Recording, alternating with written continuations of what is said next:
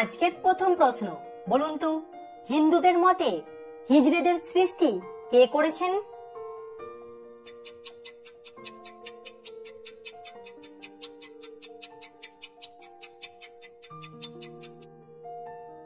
এটা হয়তো অনেকেই জানেন না যে হিজড়েদের জন্ম হয়েছে ভগবান শিবের থেকে।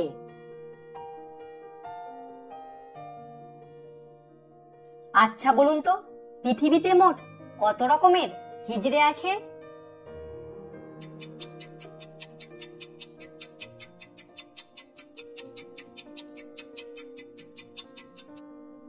দর্শক, পৃথিবীতে মোট 6 রকমের হিজড়ে আছে।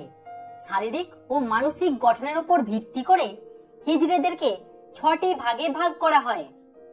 ভিডিওটি দেখে যদি আপনি নতুন কিছু জানতে পারেন তাহলে অবশ্যই কিন্তু লাইক করবেন।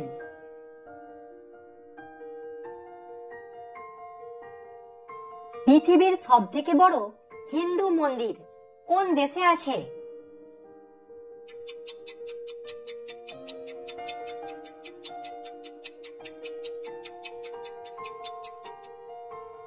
অনেকেই হয়তো ভেবেছেন এখানে উত্তর ভারত হবে, কিন্তু সেটা নয়। পৃথিবীর সবথেকে বড় হিন্দু মন্দির আছে কম্বোডিয়া দেশে।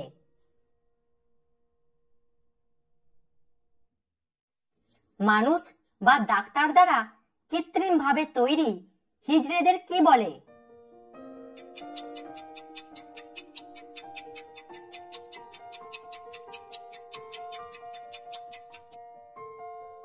আপনি হয়তো এটা জানেন না যে কৃত্রিম ভাবে তৈরি হিজড়েদেরকে বলে চিন্নি।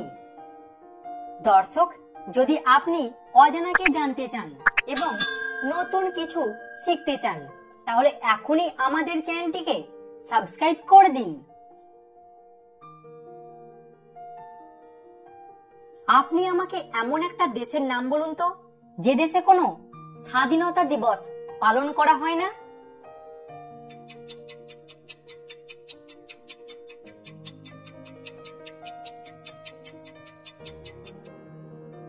ব্রিটেন দেশ কোনোদিন পরাধীন হয়নি, তাই এই দেশে কোনো স্বাধীনতা দিবস পালন করা হয় না।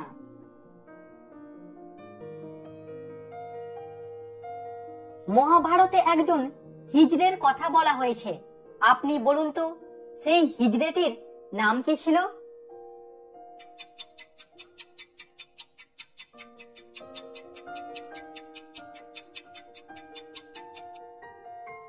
মহাভারতে যে হিজড়েটির কথা বলা হয়েছে তার নাম হলো শিখণ্ডিনী।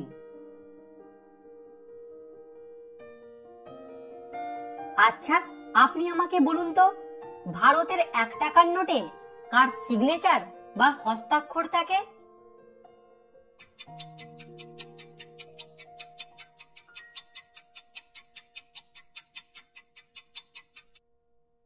ভারতের 1 টাকার নোটে ভারতের অর্থ সচিবের সিগনেচার বা হস্তাক্ষর থাকে।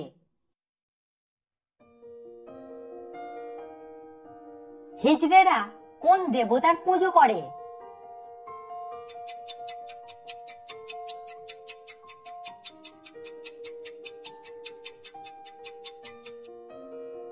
দর্শক, হিজড়েদের একটাই দেবতা, তার নাম হলো আরাগন। দর্শক, ভিডিওটি আপনার কেমন লাগলো সেটা অবশ্যই কমেন্টে জানাবেন।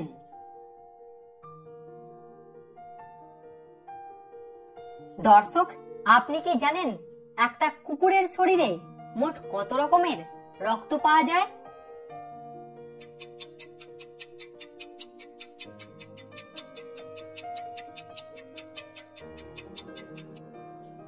একটা কুকুরের শরীরে 13 রকমের রক্ত পাওয়া যায়।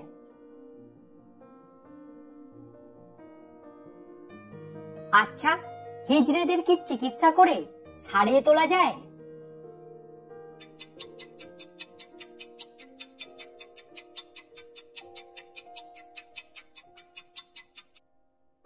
হ্যাঁ যায়, কিন্তু এই চিকিৎসা 18 বছর বয়সের আগে করতে হয়। আপনি আমাকে বলুন তো ভারতে মোট হিজড়েদের সংখ্যা কত?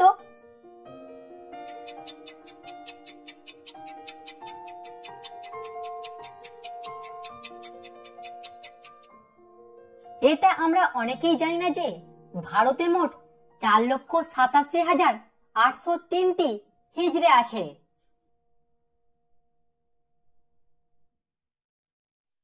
আচ্ছা বলুন তো, ভারতের কোন রাজ্যে সব থেকে বেশি হিজড়েদের জন্ম হয়?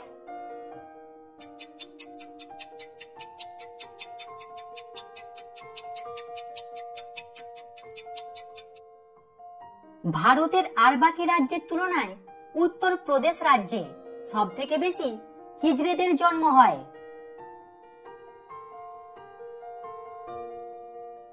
আচ্ছা, আমাদের পশ্চিমবঙ্গে মোট হিজড়েদের সংখ্যা কত?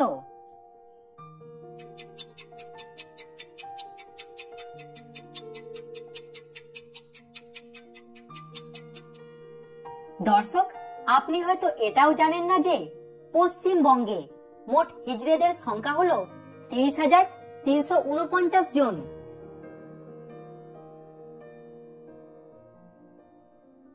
আচ্ছা, আপনি কি জানেন হিজড়েদেরকে কেন রাগাতে নেই বা রাগালে কি হতে পারে?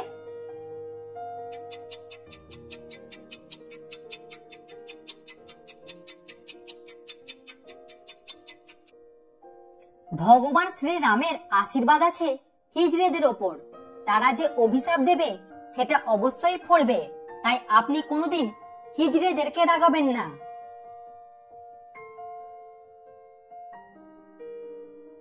জ্যোতিষ শাস্ত্র মতে হিজড়েদের জন্ম হয় কেন?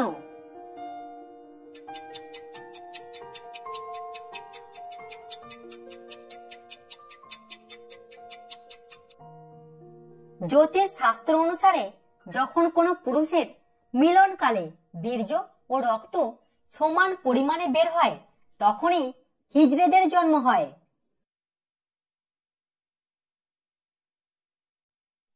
আচ্ছা, আপনি কি জানেন হিজড়েরা ট্রেনে বা বাসে হাততালি দেয় কেন?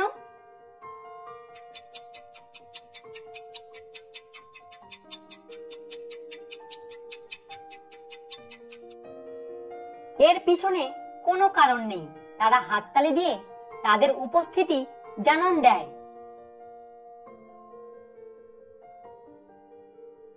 হিজড়েরা কেন একদিনের জন্য বিয়ে করে এবং বিয়ের পরের দিনই বিধবা হয়ে যায় কেন?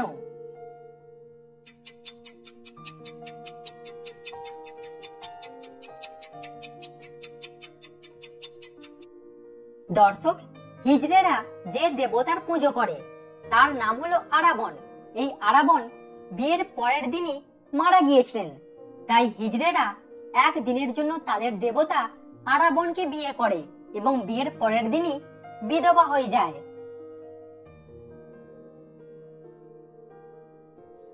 আজকের শেষ প্রশ্ন, বলুন তো, মরবার পরে হিজড়েদেরকে কেন জুতো পেটা করা হয়?